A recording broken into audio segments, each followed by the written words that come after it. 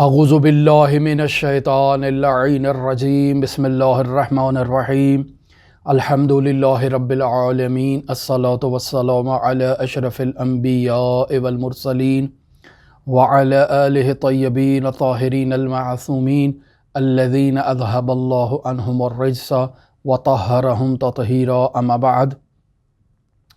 ہماری آپ کے ساتھ گفتگو مرحوم آیت اللہ سید عبدالکریم رضوی کشمیری کے حالات زندگی، واقعات، حکایات اور کرامات کے باب میں جاری ہے۔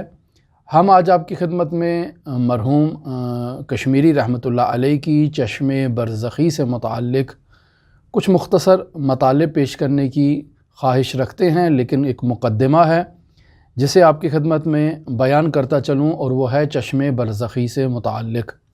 شاید پہلے بھی اس مطلب کو آپ کی خدمت میں بیان کر چکا ہوں، چونکہ اس قدر مطالب نقل ہوتے ہیں کہ بسا اوقات ہمیں ذہن میں نہیں رہتا کہ کون سا مطلب ہم بیان کر چکے ہیں۔ دینی تعلیمات میں ایک مطلب واضح طور پر ملتا ہے، آپ لوگوں نے شاید عملی طور پر بھی اس کو مشاہدہ کیا ہو۔ وہ افراد کہ جن کی موت کا وقت قریب ہو جاتا ہے اور ان کے بدن سے ان کی روح کو قبض کرنے کے مراحل آغاز ہو جاتے ہیں، تو ایسے افراد اس عالم برزخ کو، اس عالم حقیقی کی طرف ان کی نظر کھل جاتی ہے۔ اس نگاہ کو نگاہ برزخی کہا جاتا ہے۔ قرآن مجید میں اگر آپ سورہ قاف کی آیت نمبر 22 میں اس مطلب کو مشاہدہ کریں تو خداوند متعال ارشاد فرما رہا ہے، لَقَدْ كُنْتَ فِي غَفْلَةٍ، یعنی تم اس وقت احتضار سے پہلے، اس جانکنی کے عالم سے پہلے تم غفلت میں تھے، تمہیں حقائق کا علم نہیں تھا۔ لَقَدْ كُنْتَ فِي غَفْلَةٍ مِّنْ هَذَا، اس سے پہلے غفلت میں تھے۔ فَكَشَفْنَا عَنْكَ غِطَاءَكَ، ہم نے تمہاری آنکھوں کے اوپر جو پردہ تھا اس کو ہٹا دیا۔ فَكَشَفْنَا عَنْكَ غِطَاءَكَ، ہم نے اس پردے کو جب ہٹایا، فَبَصَرُكَ الْيَوْمَ حَدِيدٌ، تو آج تمہاری آنکھ تیز بین ہو چکی ہے، آج تمہاری آنکھ بینا ہو چکی ہے، آج تم ان حقائق کو مشاہدہ کر رہے ہو جنہیں آج سے پہلے تم مشاہدہ نہیں کرتے تھے۔ یعنی یہ حقائق تمہارے سامنے موجود تھے، لیکن تم ان حقائق سے غافل تھے، ان حقائق کو درک نہیں کر پاتے تھے۔ یہ ایک مسلمہ حقیقت ہے جسے اسلامی تعلیمات میں بیان کیا گیا ہے کہ اس عالم کے علاوہ بھی بہت سے ایسے عوالم ہیں کہ جن سے انسان غافل ہے، جن کے بارے میں انسان نے ممکن ہے کتابوں میں پڑھا ہو، ممکن ہے اس نے ان کے بارے میں کچھ معلومات تو حاصل کر لی ہوں، لیکن ان حقائق کو اور ان عوالم کو درک کرنے کی توان اور استعداد اس میں موجود نہیں ہے۔ لہٰذا قرآن مجید میں سورہ قاف کی آیت نمبر 22 اس مطلب کی طرف اشارہ کر رہی ہے کہ تم اس سے پہلے غفلت میں تھے، ہم نے تمہاری آنکھوں کے اوپر سے اس پردے کو ہٹا دیا، آج تمہاری آنکھ جو ہے وہ حدید ہو چکی ہے، یعنی تیز بین ہو چکی ہے۔ آج تم ان حقائق خفیہ کو اس عالم ہستی میں مشاہدہ کر رہے ہو جنہیں آج سے پہلے تم نے مشاہدہ نہیں کیا تھا۔ یہ اس بات کی طرف واضح دلیل ہے کہ قرآنی تعلیمات میں باقاعدہ چشم برزخی کا ذکر موجود ہے۔ مرحوم علامہ سید محمد حسین طباطبائی رحمۃ اللہ علیہ صاحب تفسیر المیزان اسی آیت کو چشم برزخی کی دلیل قرار دیتے ہیں۔ اس آیت کا لازمہ کیا ہے؟ یعنی لَقَدْ كُنْتَ فِي غَفْلَةٍ مِّنْ هَذَا، یعنی اس سے پہلے تم غفلت میں تھے، فَكَشَفْنَا عَنْكَ غِطَاءَكَ، تو ہم نے تمہاری آنکھوں کے اوپر سے پردہ ہٹا دیا۔ سوال یہ پیدا ہوتا ہے کہ اگر کوئی انسان اس دنیا میں اس سے پہلے غفلت میں نہ ہو، وہ انسان اس دنیا میں غافل نہیں ہے، وہ آگاہ ہے، متوجہ ہے، اس کی توجہ خداوند متعال کی طرف ہے، اس کی توجہ عالم برزخ کی طرف ہے، تو کیا اب بھی اس کی آنکھوں پر یہ پردے ہوں گے کہ خداوند متعال کہے گا فَكَشَفْنَا عَنْكَ غِطَاءَكَ، ہم نے تمہاری آنکھوں سے اب پردہ ہٹایا ہے؟ نہیں، یہ شخص جو غافل ہے یہ آیا اس شخص کے متعلق ہے، یعنی ہم جو اس دنیا میں زندگی گزار رہے ہیں اور مادیات عالم میں غرق ہو چکے ہیں، اور اس جہان کو، اس مادی جہان کے علاوہ کسی چیز کے قائل نہیں ہے عملی طور پر۔ قرآن مجید میں ہم نے پڑھا ہے، احادیث میں پڑھا ہے، علماء سے سنا ہے کہ اس عالم کے علاوہ بھی عوالم موجود ہیں، لیکن ہمارا ادراک نہیں ہے۔ ہم تمام حقیقت کو اسی دنیا میں مشاہدہ کرتے ہیں جو ہمارے سامنے موجود ہے۔ تو نتیجہ کیا نکلتا ہے؟ نتیجہ یہ نکلتا ہے کہ ہم غافل میں ہیں، ہم غفلت میں ہیں۔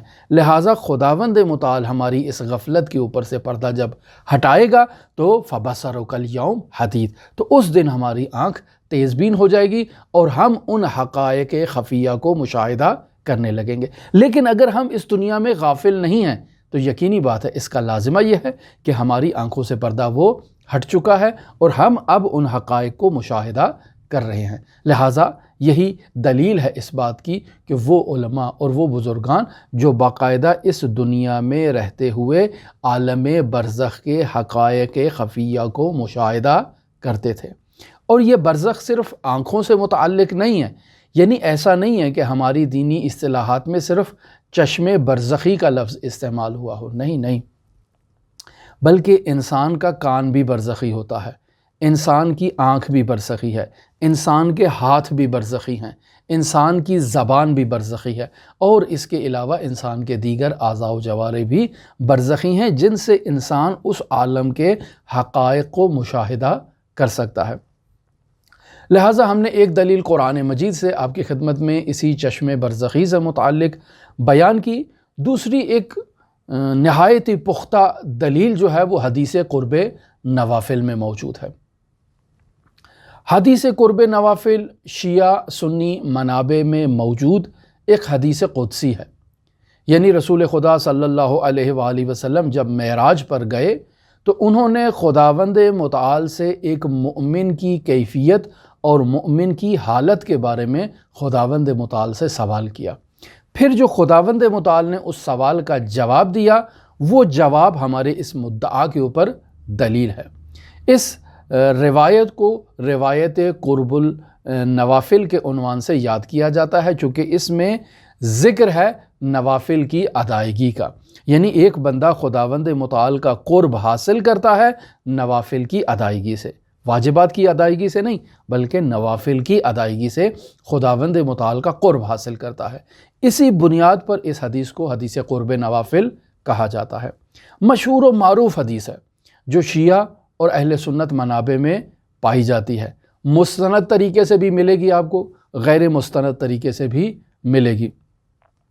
مثلاً آپ شیعہ منابع روائی میں دیکھیں کہ آبان بن تغلب حضرت امام محمد باقر علیہ آلاف و تحیت و ثنا سے اس روایت کو نقل کرتے ہیں، یا آپ دیکھیں کہ حماد بن بشیر حضرت امام جعفر صادق علیہ آلاف و تحیت و ثنا سے اس روایت کو نقل کرتے ہیں، اور دونوں امام معصوم اس روایت کو رسول خدا صلی اللہ علیہ وآلہ وسلم سے نقل کر رہے ہیں۔ یہ ہے منابع شیعہ۔ اگر آپ چلے جائیں اہل سنت کے منابع میں تو وہاں حضرت عائشہ رسول خدا صلی اللہ علیہ وآلہ وسلم سے اس حدیث کو نقل کرتی ہیں، حضرت میمونہ رسول خدا صلی اللہ علیہ وآلہ وسلم سے اس روایت کو نقل کرتی ہیں، ابو ہریرہ اس روایت کو رسول خدا صلی اللہ علیہ وآلہ وسلم سے نقل کرتے ہیں۔ مزید بھی ممکن ہے آپ کو اس کے منابع جو ہے وہ مل جائیں، لیکن ممکن ہے کہ درست ہوں، ممکن ہے نادرست ہوں، لیکن جو بات مسلم ہے وہ یہ ہے کہ یہ روایت ہمارے منابع روائی میں موجود ہے، اور ہمارے اہل سنت بھائیوں کے منابع روائی میں بھی موجود ہے، اور روایت درست ہے۔ اور یہ حدیث قدسی ہے۔ بنیادی وجہ اس حدیث کی قدسی ہونے کی کیا ہے؟ چونکہ رسول خدا صلی اللہ علیہ وآلہ وسلم خداوند متعال سے اس بات کو نقل فرما رہے ہیں۔ عین حدیث کا متن آپ کی خدمت میں تلاوت کرتا ہوں۔ لما اسرع بالنبی قال، یعنی جب رسول خدا صلی اللہ علیہ وآلہ وسلم کو معراج کی سیر کرائی گئی تو قال، فرمایا رسول خدا نے خداوند متعال کو خطاب قرار دے کے، یا رب ما حال المؤمن عندک، اے میرے پروردگار آپ مجھے بتائیے کہ آپ کے نزدیک ایک مومن کا حال اور مومن کا مقام کیسا ہے، یہ آپ مجھے بتائیے۔ قال، خداوند متعال نے رسول خدا صلی اللہ علیہ وآلہ وسلم کو جواب دیا، یا محمد، اے میرے حبیب، اے میرے محمد، من احان لی ولیا فقد بارزنی، بالمحاربت، اے محمد جس کسی نے بھی میرے کسی بھی ولی کی اہانت کی تو اس نے مجھے جنگ کے لیے، محاربے کے لیے باقاعدہ للکارا ہے۔ یعنی اگر اللہ کے ولی کے اہانت کی جائے، جنگ نہیں کی جا رہی، صرف اہانت کی جا رہی ہے اللہ کے ولی کی، تو اللہ کہہ رہا ہے کہ جس نے میرے ولی کی اہانت کی اس نے مجھے جنگ کے لیے طلب کیا ہے۔ پھر کیا فرماتا ہے؟ وَأَنَا أَسْرَعُ شَيْءٍ إِلَى نُصْرَةِ أَوْلِيَائِي، اور میں اپنے اولیاء کی مدد میں سب سے زیادہ سرعت اور سب سے زیادہ تیزی دکھانے والا ہوں۔ یعنی اگر میرے اولیاء کی اہانت کر دی جائے تو اس اہانت کے نتیجے میں میں اپنے اولیاء کی سب سے زیادہ سرعت کے ساتھ مدد کرتا ہوں۔ لہٰذا آپ اس چیز کو مشاہدہ کریں گے کہ بعض اولیاء الہی ایسے ہیں کہ جن کی زبان سے بات کے نکلنے کی دیر ہے فوراً وہ نتیجے پر پہنچ جاتی ہے۔ یعنی اگر وہ کسی سے ناراض ہو رہے ہیں اور ناراضگی کے عالم میں انہوں نے زبان سے کچھ جملے اور کچھ کلمات اگر کہہ دیے تو بس وہ پتھر کی لکیر ہیں اور آگے طرف جو ہے نا وہ فوراً اس نابودی اس کا مقدر بن جاتی ہے۔ یہ کیا وجہ ہے؟ بنیادی وجہ یہی ہے کہ خداوند متعال نے یہ وعدہ کر رکھا ہے کہ جو میرے اولیاء کی اہانت کرے گا، میں اس شخص نے گویا کہ میرے ولی کی اہانت نہیں کی ہے بلکہ مجھے جنگ کے لیے للکارا ہے اور میں فوراً اپنے ولی کی مدد کے لیے اور نصرت کے لیے لپکتا ہوں اور اس کی مدد کرتا ہوں۔ لہٰذا پھر آگے خداوند متعال ارشاد فرما رہا ہے وَمَا تَرَدَّدْتُ عَنْ شَيْءٍ أَنَا فَاعِلُهُ، اور میں کسی چیز کے بارے میں تردید نہیں کرتا ہوں، اسے میں انجام دیتا ہوں، لیکن ایک چیز ایسی ہے جس کے بارے میں مجھے تردید ہے۔ وَمَا تَرَدَّدْتُ عَنْ شَيْءٍ وَأَنَا فَاعِلُهُ كَتَرَدُّدِ عَنْ وَفَاتِ الْمُؤْمِنِ، میں کسی چیز کے بارے میں اس سے زیادہ تردید نہیں کرتا جو تردید مجھے مومن کی وفات کے بارے میں ہوتی ہے۔ کہیں تردید نہیں کرتا ہوں، میں انجام دے دیتا ہوں، لیکن جب مومن کی وفات کا وقت آتا ہے تو مجھے اس میں تردید ہوتی ہے کہ کیا میں اس کی روح کو قبض کروں یا میں اس کی روح کو قبض نہ کروں۔ کیوں؟ اس کی وجہ خداوند متعال خود فرما رہا ہے کہ ان وفات المؤمن یکرہ الموت، ایسا مومن کہ جو خود موت سے کراہت محسوس کر رہا ہے، یعنی وہ ابھی اپنے آپ کو خداوند متعال کی لقاء کے قابل نہیں سمجھ رہا، لہٰذا خوف زدہ ہے کہ میں اس کے محضر میں خالی ہاتھ لے کر کیسے جاؤں گا۔ تو یہ مومن چونکہ موت سے کراہت محسوس کر رہا ہے، لہٰذا مجھے اس سے زیادہ تردید نہیں ہوتی کہ اس کی روح کو قبض کیا جائے یا اس کی روح کو قبض نہ کیا جائے۔ وَأَكْرَهُ مُسَاعَتَهُ، اور میں اس کی روح کو قبض کرنے میں جو ہے وہ کراہت محسوس کرتا ہوں۔ لہٰذا وَإِنَّ مِنْ عِبَادِيَ الْمُؤْمِنِ لَا يَصْلِحُ إِلَّا الْغَنِي، میرے بعض مؤمن بندے ایسے ہیں کہ جن کی اصلاح ممکن ہی نہیں ہے سوائے اس کے کہ میں ان کو غنی کر دوں، یعنی انہیں غنی کرنے کے ساتھ ہی ان کی اصلاح ممکن ہے۔ اور پھر خداوند متعال ارشاد فرما رہا ہے وَلَوْ صَرَفْتُهُ إِلَى غَيْرِ ذَلِكَ لَهَلَكَ، اور اگر میں اپنے اس مؤمن بندے کو غنی نہیں کرتا ہوں، اسے کسی دوسرے کے سہارے چھوڑ دیتا ہوں تو لَهَلَكَ، تو گویا کہ میں نے اپنے اس مؤمن بندے کو ہلاک کر دیا ہے۔ یعنی بعض اللہ کے ایسے مؤمن بندے ہیں جو غنی ہیں، جن کے پاس اللہ کی بہت زیادہ نعمات موجود ہیں اور جن نعمات سے وہ خداوند متعال کے حضور اور خداوند متعال کی مخلوق میں اپنی عنایتوں کو جاری رکھے ہوئے ہیں، اور اگر ان کے پاس یہ نعمتیں نہ ہوں تو یہ اس شرم سے کہ اللہ کی مخلوق ان کے حضور کسی چیز کا تقاضا کرنے کے لیے آئی ہے اور ان کے پاس وہ چیز عنایت کرنے کے لیے موجود نہیں ہے، اسی شرم و حیا سے ان کے وجود سے ان کی روح پرواز کر جائے۔ لہٰذا خداوند متعال فرما رہا ہے کہ میں انہیں اپنے غیر کے واگزار نہیں کرتا ہوں، انہیں غنی رکھتا ہوں، چونکہ ان مؤمن اور ان میرے محبوب بندوں کے وجود میں ایک ایسی خاصیت ہے کہ یہ فقیر نہیں رہ سکتے، انہیں غنی ہی رہنا ہے اور ان کی اصلاح ہی غنی کے اندر ہے۔ اور دوسری طرف میرے بعض مؤمن بندے ایسے ہیں وَإِنَّ مِنْ عِبَادِيَ الْمُؤْمِنِينَ، بعض مؤمنین بندے ایسے ہیں مَنْ لَا يَصْلِحُ، جن کی اصلاح نہیں ہوتی ہے الا الفقر، مگر یہ کہ میں انہیں تنگ دستی میں مبتلا کروں۔ جب میں انہیں تنگ دستی میں مبتلا کرتا ہوں تبھی جا کر ان کی اصلاح ہو سکتی ہے، اور اگر میں انہیں تنگ دستی میں مبتلا نہ کروں، میں انہیں غنی کر دوں، وَلَوْ صَرَفْتُهُ إِلَىٰ غَيْرِ ذَلِكَ لَهَلَكَ، یعنی اگر میں انہیں تنگ دستی میں مبتلا نہیں کرتا، میں انہیں غنی کر دیتا ہوں، تو یہ لوگ ہلاک ہو جائیں گے۔ وَمَا يَتَقَرَّبُ إِلَيَّ عَبْدٌ، اور کوئی بھی بندہ میرا تقرب حاصل نہیں کرتا، وَمَا يَتَقَرَّبُ إِلَيَّ عَبْدٌ مِّنْ عِبَادِي بِشَيْءٍ، میرا بندہ کسی بھی چیز کے ذریعے سے میرا تقرب حاصل نہیں کرتا، احب الیہ، جو چیز میرے نزدیک محبوب ہے، مما افترضت علیہ، اس پر واجب کی ہوئی چیزوں سے زیادہ، اور وہ کیا ہے؟ وہ نوافل ہے۔ یعنی خداوند متعال نے ہمارے اوپر کچھ فرائض کیے ہیں اور کچھ ہمارے لیے نوافل کو مقرر کر رکھا ہے۔ تو میرے نزدیک کوئی بھی بندہ میرا تقرب حاصل نہیں کر سکتا مگر اس چیز کے ذریعے سے کہ جو چیز میرے نزدیک ان واجب اور فرائض سے زیادہ محبوب ہے، جو نوافل ہے، صلاۃ اللیل ہے، نماز تہجد ہے۔ وَإِنَّهُ لَيَتَقَرَّبُ إِلَيَّ بِالنَّافِلَةِ، اور یہ میرا بندہ جو ہے یہ میرا قرب حاصل کرتا ہے نافلہ کی ادائیگی سے، یعنی نماز نوافل کو کثرت سے ادا کرتا ہے۔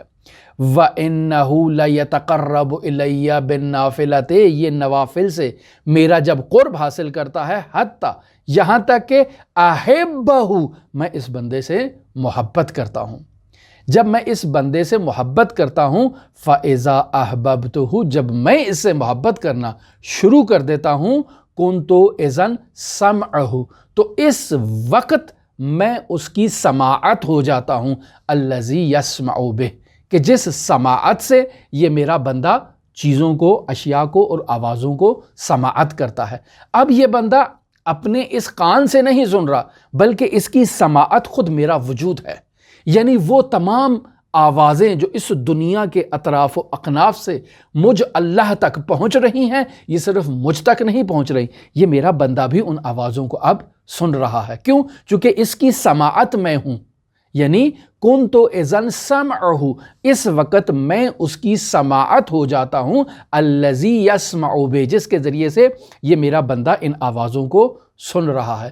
یسبح للہ ما فی السماوات و ما فی الارض، ہم یہ پڑھتے ہیں قرآن مجید میں کہ اس کائنات میں ہر چیز خداوند متعال کی تسبیح اور تقدیس کر رہی ہے، لیکن ہم نے تو آج تک اپنی آواز کے علاوہ کسی آواز کو سنا ہی نہیں ہے۔ یہ در و دیوار، یہ کتابیں، یہ تمام چیزیں خداوند متعال کی تسبیح کر رہی ہیں، لیکن ہمیں ان کی تسبیح کو سنائی دینے کے کان ہمارے پاس موجود نہیں ہیں، لیکن خداوند متعال تو ان کی تسبیح کو سماعت کر رہا ہے۔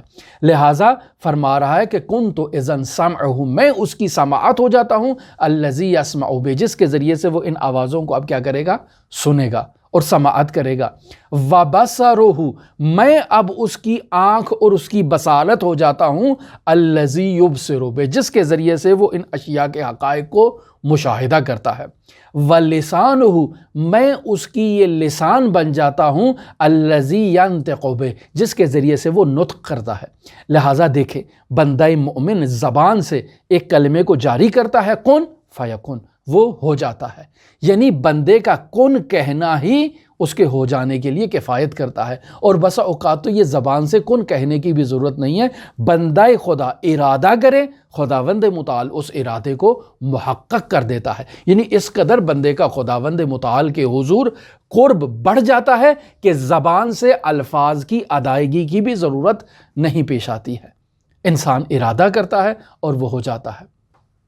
پھر خداوند متعال ارشاد فرما رہا ہے، وَيَدَهُ، اور میں اس کا ہاتھ ہو جاتا ہوں، الَّذِي يَبْطِشُ بِهَا، جس کے ذریعے سے وہ اشیاء کو تھامتا ہے اور پکڑتا ہے۔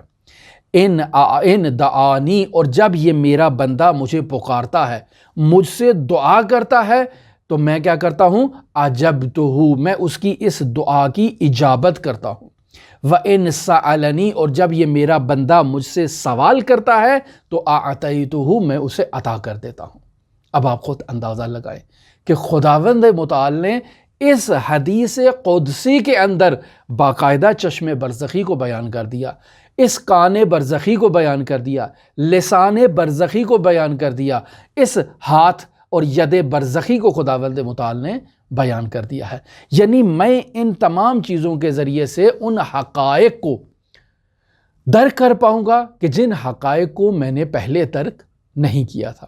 مرحوم آیت اللہ سید عبد الکریم رضوی کشمیری اپنے حالات زندگی میں اس مطلب کی طرف اشارہ کرتے ہیں۔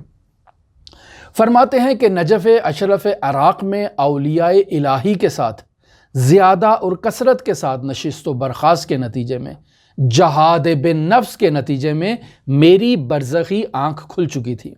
اور یہ بات قاعدہ کلی ہے، جس شخص کی برزخی آنکھ کھل چکی ہے اس کا برزخی کان بھی کھل چکا ہے، اس کی برزخی لسان بھی کھل چکی ہے، اس کا یہ برزخی ہاتھ بھی کھل چکا ہے۔ لہٰذا میری چشم برزخی کھل چکی تھی۔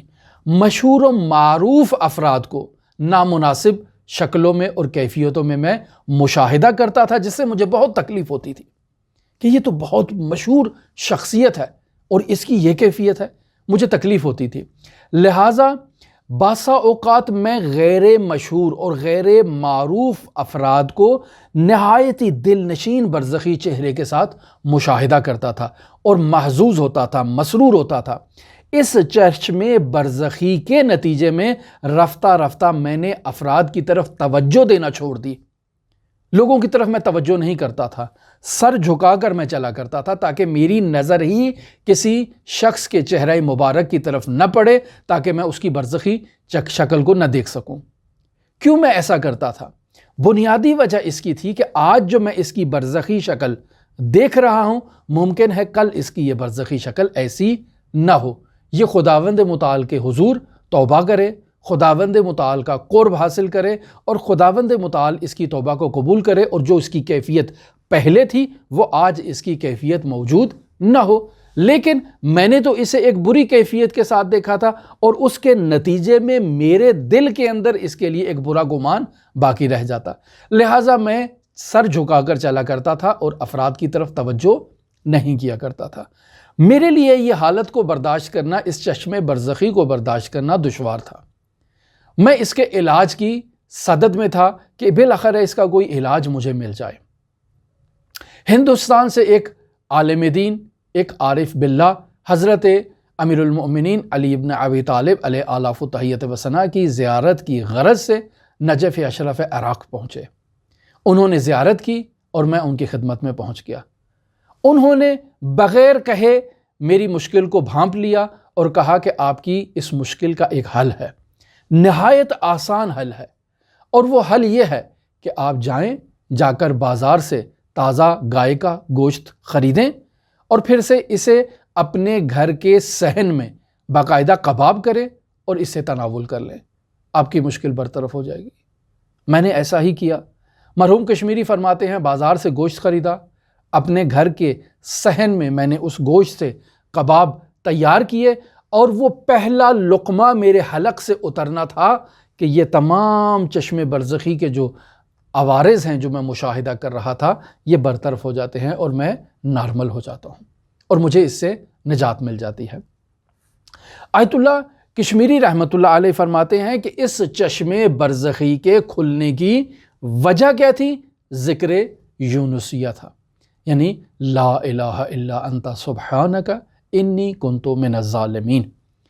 اس ذکر کو کثرت سے انجام دینے سے انسان کی چشم برزخی کھل جاتی ہے، انسان کا گوش برزخی کھل جاتا ہے، انسان حقائق اشیاء کو دیکھنے اور سننے لگتا ہے، انسان باقاعدہ ملائکہ کو اور فرشتوں کو مشاہدہ کرنا شروع کر دیتا ہے کہ یہ جو اطراف میں اس کے ملائکہ اور فرشتے موجود ہیں، انسان انہیں دیکھتا ہے، ان کی باتیں سنتا ہے، ان کے ذکر کو سنتا ہے۔